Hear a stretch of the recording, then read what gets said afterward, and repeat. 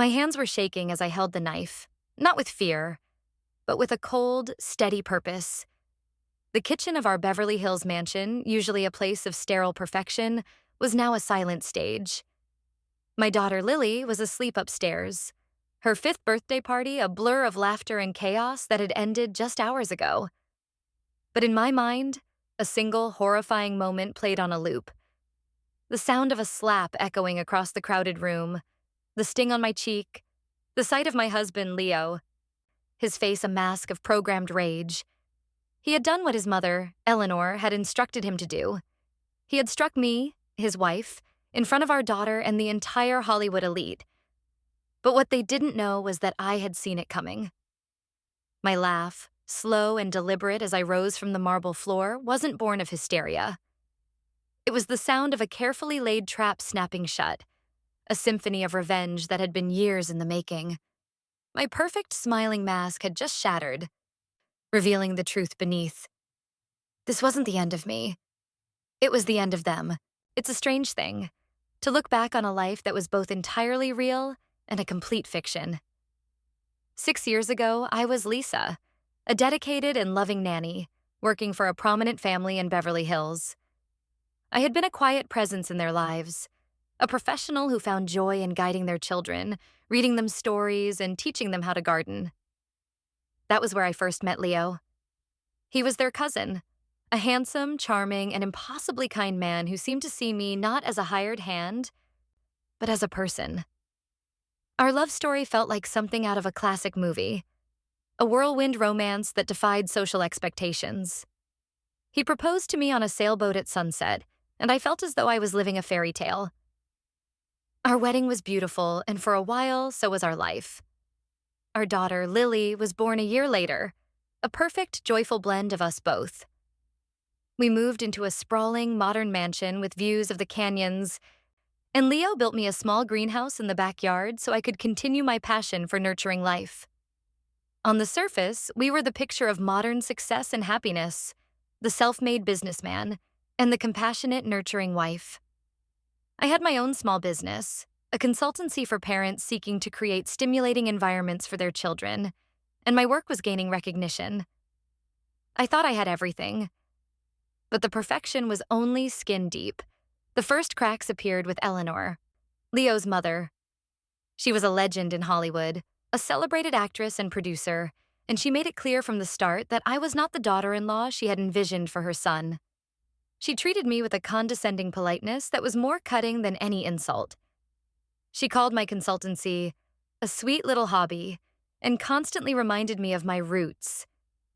At first, I dismissed it as a mother's natural protectiveness, but it grew darker. She began to control Leo in subtle ways, criticizing his business decisions, scheduling his time, and whispering in his ear at family dinners. He would come home after these family meetings, distant and cold. He would criticize my work, my clothes, my parenting choices.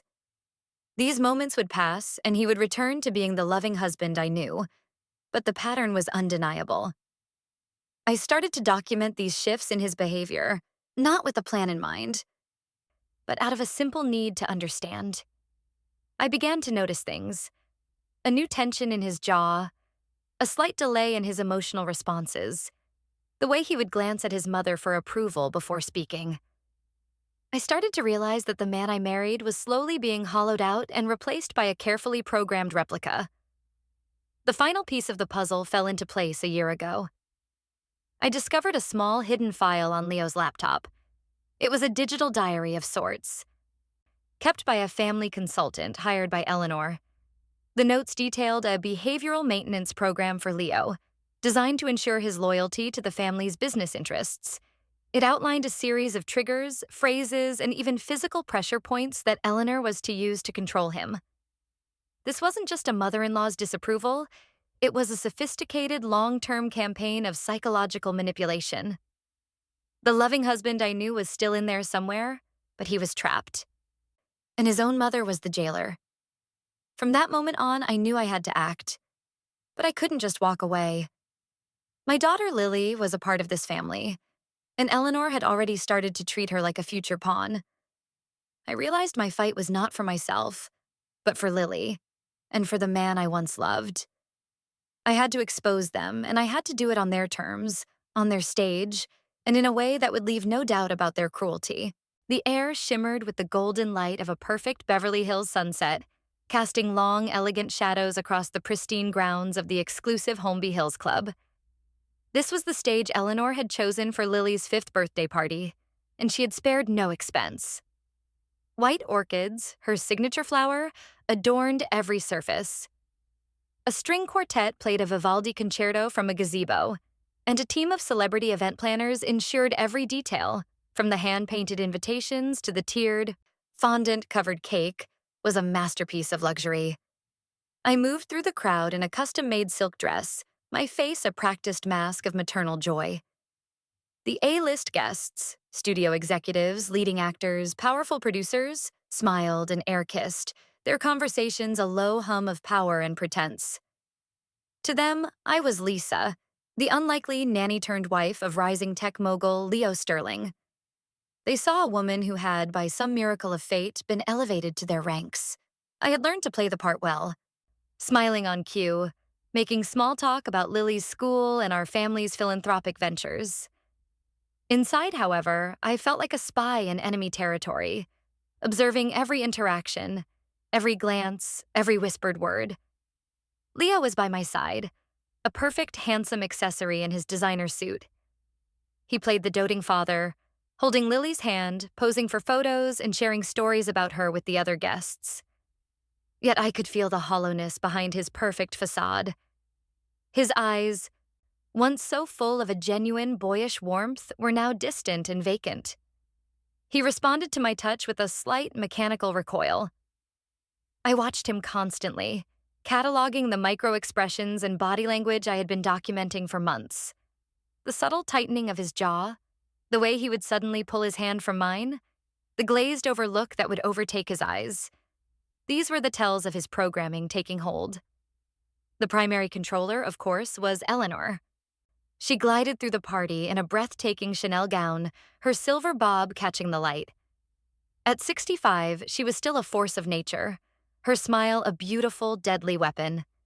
She held court in the center of the terrace, a queen surrounded by her subjects.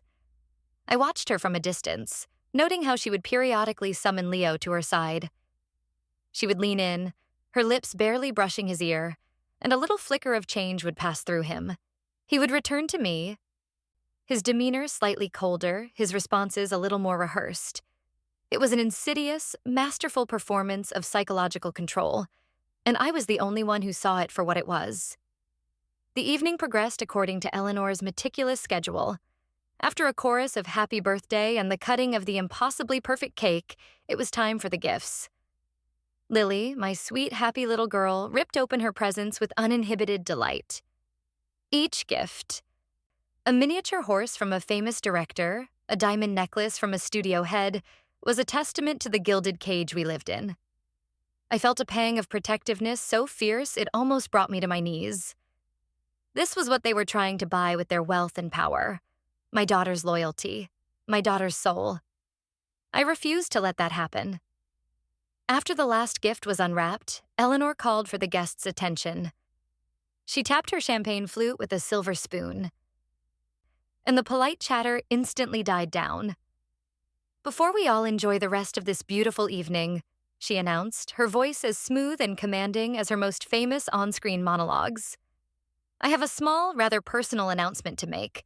It is with a heavy heart that I must share something that has come to our family's attention. Something that, in an effort to protect my beloved son and granddaughter, I can no longer keep to myself." A hush fell over the crowd. I felt the ice form in my veins, but my exterior remained calm. My hands clasped in front of me were steady. This was it, the final act. I had been waiting for this moment for months, preparing my mental armor for the blow. Eleanor gestured to Leo, who, like a trained animal, stepped forward with a small, black phone in his hand. "My son has discovered a shocking and tragic truth," she continued, her voice dripping with fake sympathy. "He has learned that Lisa, his loving wife and Lily's devoted mother, has been unfaithful to him.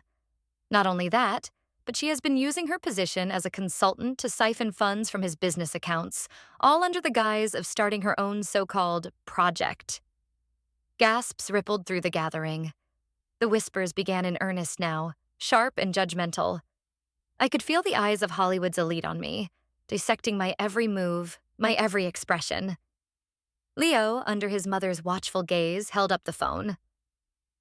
On the screen was a photoshopped text message, a fabricated email, a fake bank statement. They were crude, amateurish forgeries, but to this crowd, they were all the proof they needed. "It is a devastating betrayal," Leo said, his voice flat, emotionless. "A complete violation of the trust and love we shared. And it is clear that she has no place in this family any longer." My heart ached not for myself, but for him. He was not speaking for himself. He was reciting lines that had been carefully scripted and programmed into him.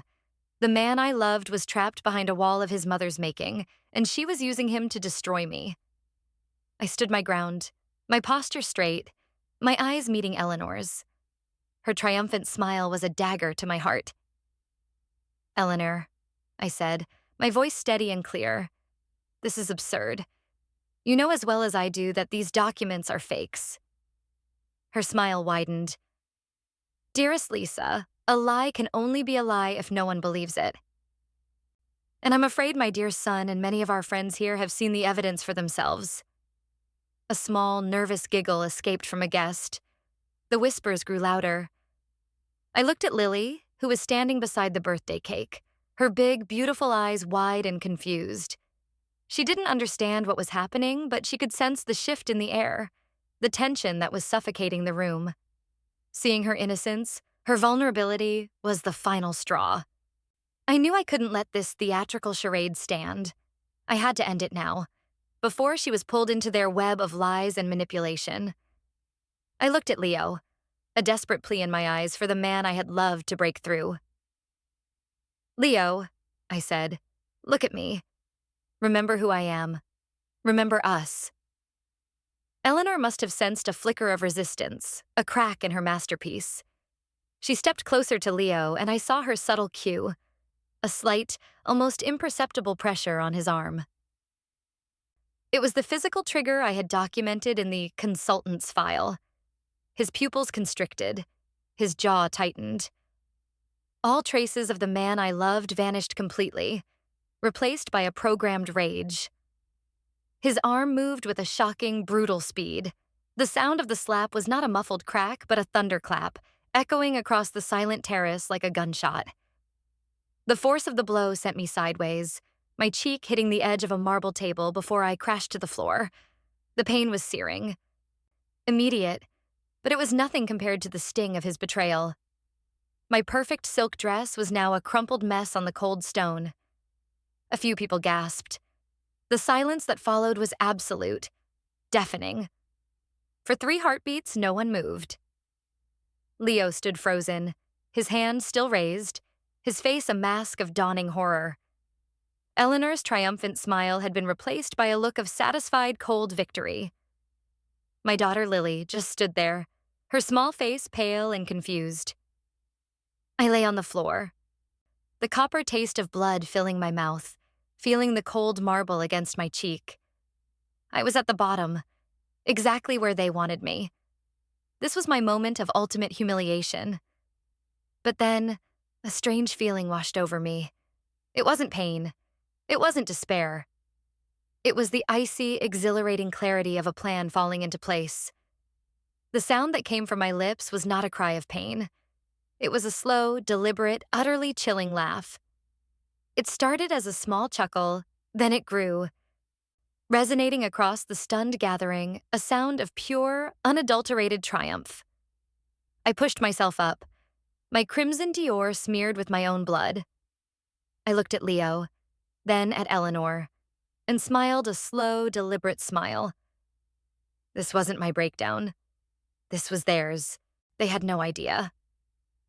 As I lay on the cold marble floor, my cheek throbbing, the roar of the crowd's collective gasp was a symphony. But beneath it all, in the silence of my mind, I heard the sound of a key turning in a lock. I wasn't a victim. I was a hunter who had just laid the perfect trap. My laugh, that slow, terrifying chuckle that had unnerved Leo and his mother, was the sound of my victory. It was the sound of a woman who had seen the betrayal coming and had spent years building the perfect defense. My journey to this moment didn't begin with the slap. It began a year and a half ago, on a quiet Tuesday morning in the greenhouse. I was pruning my beloved orchids when I stumbled upon Leo's private laptop. It wasn't an act of prying, but of pure accident. He had left it open on his desk with a file named Family Consultant. I clicked on it, my curiosity piqued. What I found was a detailed, horrifying log of a behavioral maintenance program. It was written by Dr. Alistair Vance, a renowned child psychologist who Eleanor had introduced to Leo as a family friend to help him with stress management. The notes were meticulously organized, detailing Leo's emotional responses, his triggers, and the specific phrases and physical cues Eleanor was to use to maintain compliance. My heart sank as I read the words. It was like reading a manual on how to operate my husband. I learned that my sweet, loving Leo was just a memory, buried under layers of psychological programming. My marriage wasn't a partnership. It was a performance. I saw how Eleanor, with the help of this consultant, was slowly hollowing out my husband, turning him into a puppet on her strings.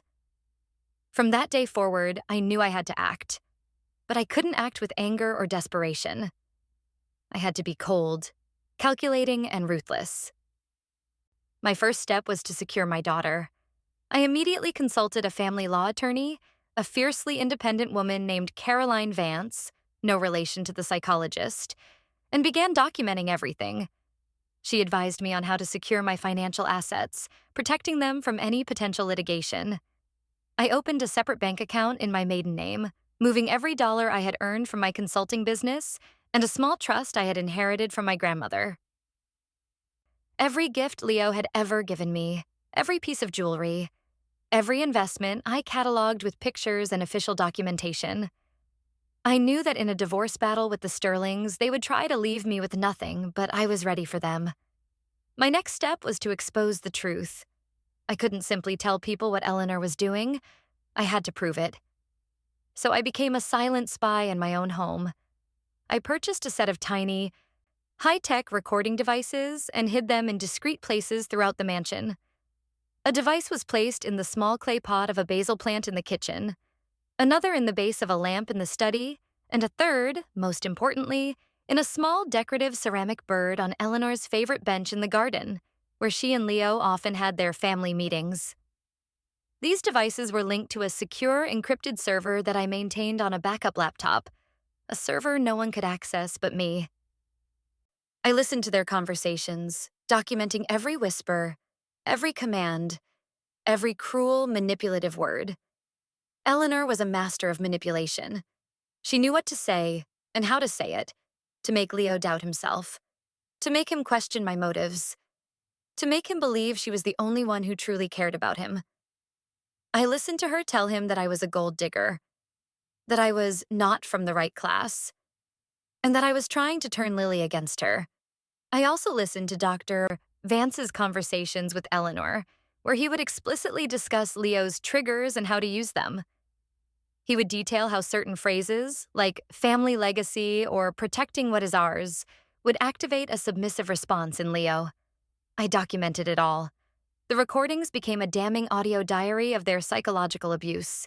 To maintain my cover, I had to keep a perfect facade. I was the devoted wife, the loving mother, the supportive daughter-in-law. I smiled at Eleanor's condescending compliments and nodded along to her self-serving stories. I acted exactly as they expected me to, a naive woman grateful for her newfound wealth and status.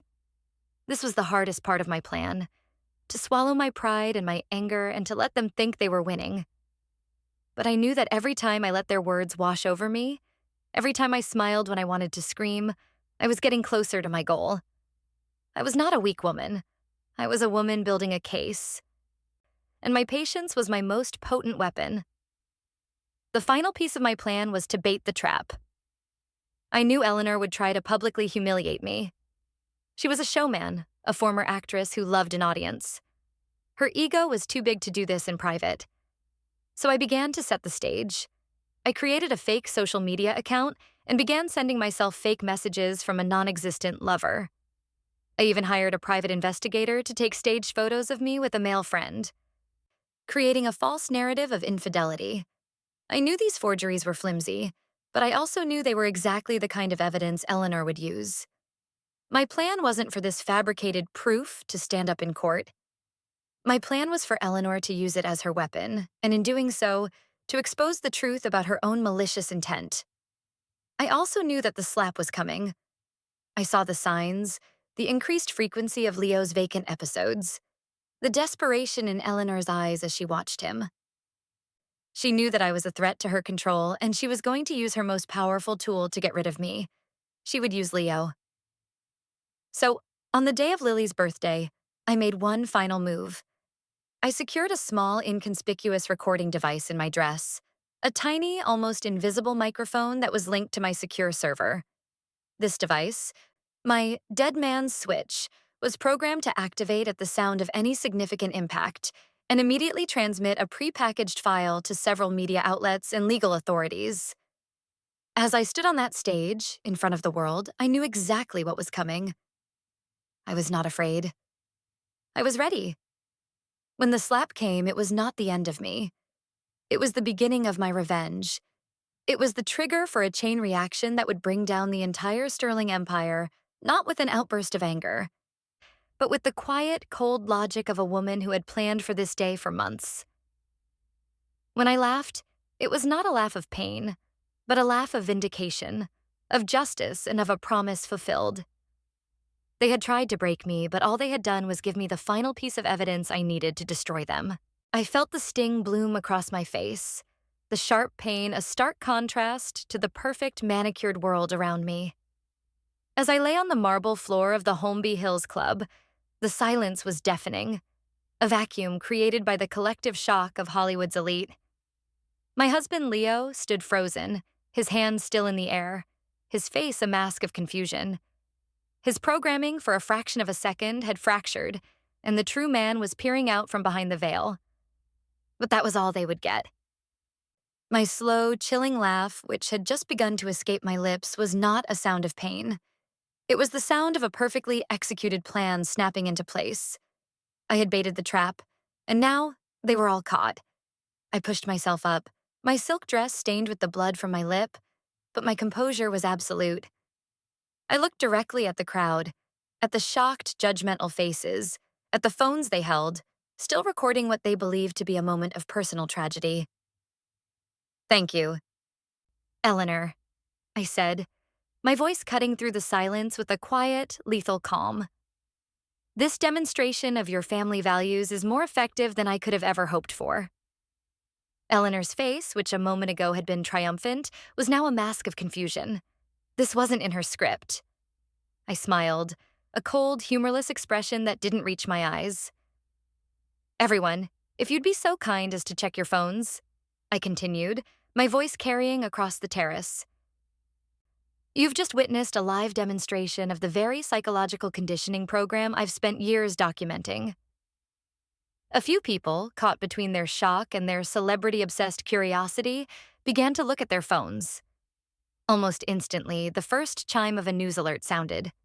Then another, and another, and another. My dead man's switch had activated the moment the GPS in my dress registered an impact consistent with physical assault. A prepackaged, encrypted file containing all of my evidence had just been released to multiple media outlets and legal authorities. I turned my attention to Leo, who was still staring at his hand as if it belonged to a stranger. "You didn't do that, Leo," I said softly, my voice filled with a strange mix of sorrow and vindication. "She made you do that." I looked back at the crowd. The documents I've sent out contain detailed records of the behavioral maintenance program that my husband has been subjected to since he was a teenager. The slap you all just witnessed was not an act of a betrayed husband. It was an act of a puppet, triggered by a specific pressure point on his arm that his mother just used. The crowd erupted in a furious murmur. The party was no longer a celebration of a child's birth. It was a crime scene in real time. Guests who had just been toasting our family were now backing away from Eleanor, a toxic, dangerous figure in their midst. I looked at the photoshopped image on Leo's phone, which a few people were now passing around with a horrified fascination. The evidence of my infidelity, I announced, was a cheap forgery created by my husband's mother and a so-called family consultant, Dr. Alistair Vance. His files, which are now in the hands of the police, detail her obsession with controlling Leo's finances and ensuring the Sterling legacy was protected from any outside influence, which of course was me. Eleanor, a woman who had spent a lifetime in control, was now losing it. Her face was ashen, her hands trembling. "You have no proof," she shrieked, her voice cracking. "This is a pathetic attempt to distract from your own guilt." But I was ready for this. "On the contrary," I replied, pulling my own encrypted phone from my clutch. "I have it all.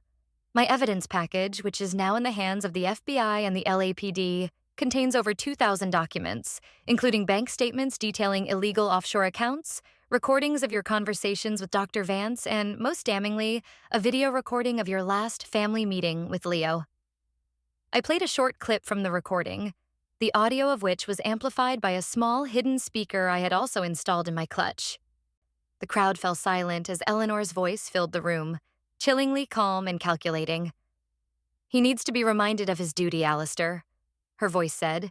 "He needs a jolt to get him back in line. If Lisa won't leave, we'll force her out. We'll give them a reason to believe she's unfit. A little public humiliation will do the trick." The recording stopped, leaving a heavy silence in its wake. The Sterling Empire wasn't just cracking, it was imploding in real time, in front of the very people whose approval Eleanor had spent a lifetime cultivating. Guests who had been a part of their social circle for years were now checking their phones, the news alerts confirming my story, the headlines flashing on their screens. "Hollywood matriarch Eleanor Sterling under federal investigation for fraud. Sterling family legacy rocked by psychological manipulation allegations." I turned to my family lawyer, Caroline Vance, who was standing at the entrance to the terrace, a serene expression on her face. Her presence, a powerful, confident woman in a business suit, was a silent sign of my legitimacy. "Caroline, I believe the authorities have been notified?" I asked. She nodded. "They're on their way. I've also filed for a protective order and an emergency hearing for temporary full custody of Lily." Her voice was calm and professional, a sharp contrast to the chaos around us. Eleanor's final, desperate attempt to regain control was to blame her own son. "This is all Leo's fault," she screamed, pointing a trembling finger at him. "He was weak. He couldn't be a man." But Leo was no longer under her spell. The programming, the years of psychological abuse, was finally breaking. He looked at his mother, his face a mix of pain, rage, and a dawning terrible clarity. "You did this to me," he said, his voice raw and filled with genuine emotion for the first time in years. "All those sessions with Dr. Vance, all those family meetings. You turned me into a monster, and you made me hurt her." He looked at me, his eyes filled with a heartbreaking, genuine sorrow. "Lisa, I didn't mean to. I don't know why." I didn't have to say a word. The truth was speaking for itself. I took a step back, my eyes never leaving Eleanor, the woman who had tried to destroy me. This wasn't about revenge anymore. It was about justice. And justice on this night was being served cold, public, and on a platinum platter. A chorus of sirens began to wail in the distance, growing louder with every passing second. The final act was about to begin, and for the first time in a very long time, I was ready to watch the curtain fall. The sirens faded into the Beverly Hills night, but the quiet that replaced them was a different kind of silence. A heavy, final, and absolute quiet. The party, my daughter's birthday party, was over. The guests had fled like rats from a sinking ship, leaving behind a battlefield of shattered illusions and scattered champagne glasses. Eleanor, the formidable matriarch, was being led away in handcuffs, her face a mask of furious disbelief. Her perfect Chanel dress now a symbol of her spectacular downfall. Leo, the man who was both my husband and a victim of his mother's cruelty, was standing with Caroline Vance, my lawyer, his eyes wide and vacant as she explained the legal and medical steps that would follow. I knelt beside Lily, who was still standing by the remains of her birthday cake. She hadn't cried. She was just still.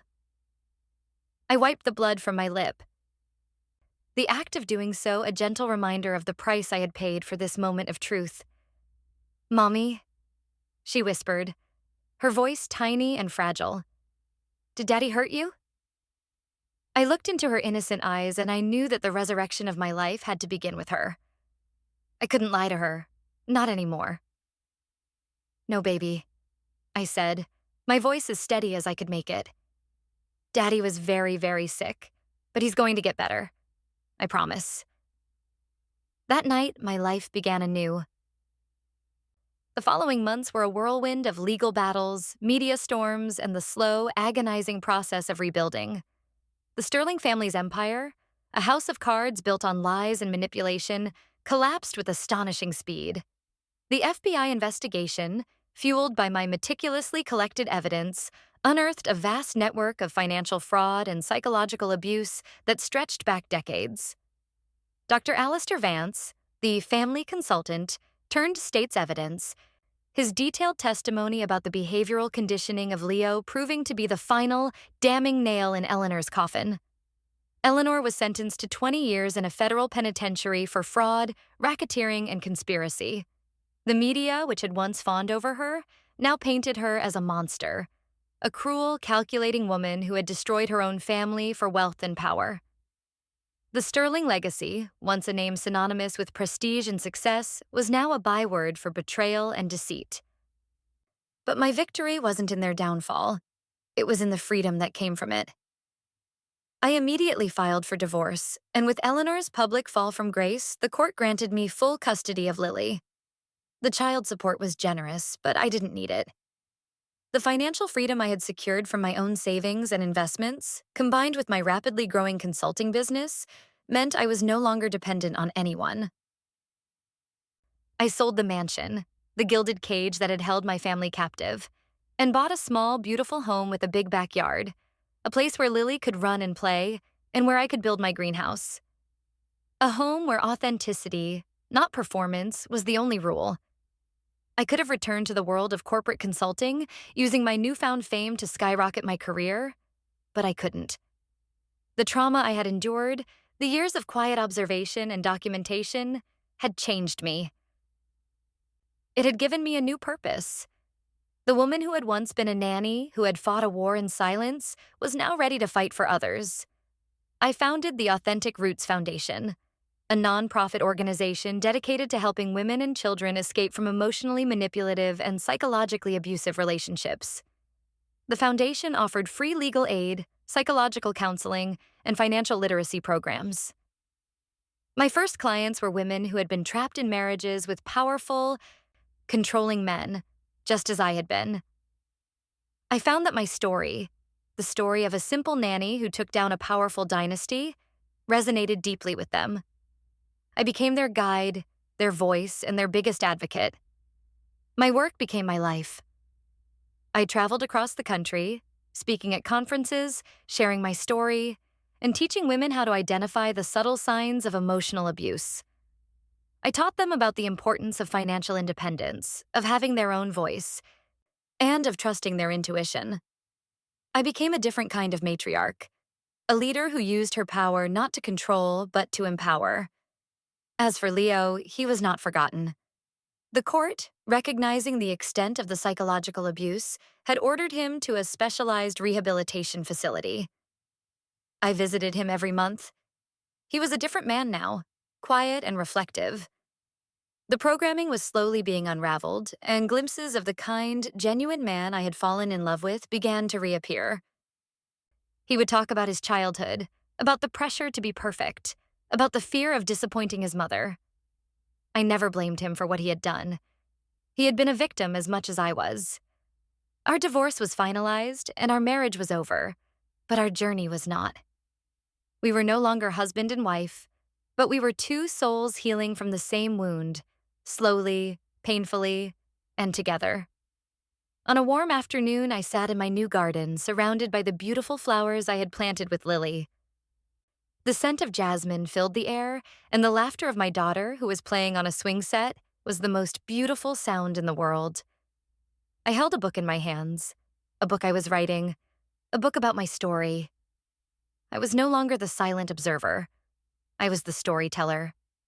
I had gone from being a pawn in someone else's game to a player who had changed the rules. And in doing so, I had found not just revenge, but a new life, a new purpose, and a new, unbreakable sense of self. The journey had been long, brutal, and terrifying, but it had led me here, to this moment of peace, power, and reclamation.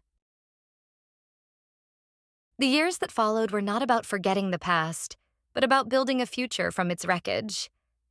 The sting of Leo's slap eventually faded, a faint scar on my cheek and a permanent reminder of the truth I had uncovered. But the memory of my laugh, that cold, terrible sound of a trap snapping shut, became a source of strength. It was the moment I stopped being a victim and started becoming a legacy. My foundation, the Authentic Roots Foundation, grew from a small passion project into a powerful national organization. We moved beyond simple legal aid, partnering with universities to study the long-term psychological effects of coercive control. We lobbied lawmakers to include psychological manipulation and financial abuse as core components of domestic violence statutes. I stood on the steps of the Capitol, no longer a nanny, but a respected advocate, and watched as a bill I had helped draft, Lily's Law, as it was affectionately called, was passed, strengthening protections for women and children against emotional and financial manipulation. My story, once a private tragedy, had become a blueprint for justice. My daughter Lily was my greatest triumph. She grew up in a home filled with authenticity and unconditional love. She knew the truth about her father's past, but she also knew the man he was becoming. A man who, after years of therapy and self-discovery, was finally finding his own voice. He became a crucial part of the Foundation's work, a living testament to the devastating effects of psychological abuse and the possibility of healing. He would speak at our conferences, his raw, honest account of being a victim of his own mother's control serving as a powerful and sobering lesson. We were no longer married, but we were a family, bound not by a legal contract, but by a shared past and a mutual respect. I published my book, The Gardener's Guide to the Soul, which became a bestseller. It wasn't a revenge memoir. It was a guide for women to reclaim their power. I used the metaphor of gardening to teach them about recognizing toxic weeds, nurturing their own strength, and cultivating a life of purpose.